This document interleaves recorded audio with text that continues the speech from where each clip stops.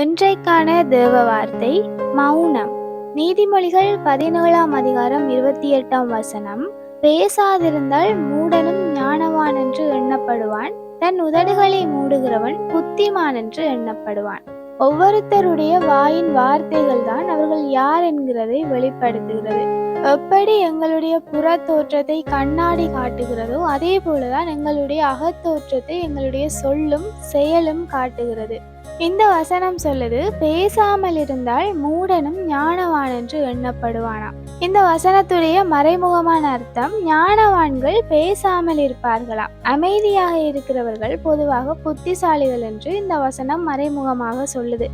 எல்லா சந்தர்ப்பங்களிலேயுமே நாங்க மௌனமாக இருக்கக்கூடாது. வேதம் சொல்லுது, உன் வாயை அகலமாக திற, அப்பொழுது அவர் உன்னை நிரப்புவார் என்று.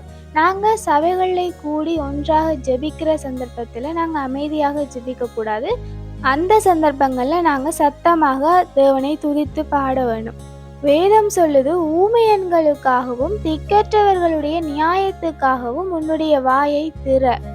தேவையான சந்தர்ப்பங்களில் எங்களுடைய மௌனத்தை நாங்கள் கலைக்க வேணும். ஆனால் ஒரு இடத்துல பிரச்சனையோ அல்லது சண்டையோ ஏதாவது வாக்குவாதங்களோ அல்லது தேவையில்லாத ஏதாவது ஒரு வார்த்தைகளோ எங்களோட வாயிலிருந்து வெளியில் வருமா இருந்தால் அந்த நேரங்களில் நாங்கள் அந்த சந்தர்ப்பத்தை தவிர்ப்பதற்காக மௌனமாக அந்த இடத்திலிருந்து விலகுவது சிறந்தது. வார்த்தைகளின் மிகுதியிலும் பாவம் இருக்கும் என்றும் வேதம் சொல்லுது. நாவை அடக்கி மௌனம் காக்கிறது அநேகமாக எங்களுடைய வாயிலிருந்து நாங்கள் செய்கிற பாவத்திலிருந்து எங்களை விடுவிக்குது.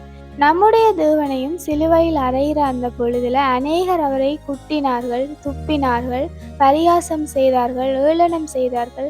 ஆனால் எந்த ஒரு சந்தர்ப்பத்திலையுமே தேவன் தன்னுடைய மௌனத்தை கலைக்கவே இல்லை. அவர் மௌனமாகவே இருக்கிறார் எல்லா சந்தர்ப்பங்களிலேயுமே. உண்மையில் மௌனத்தை போல ஒரு இனிமையான மொழி இல்லை.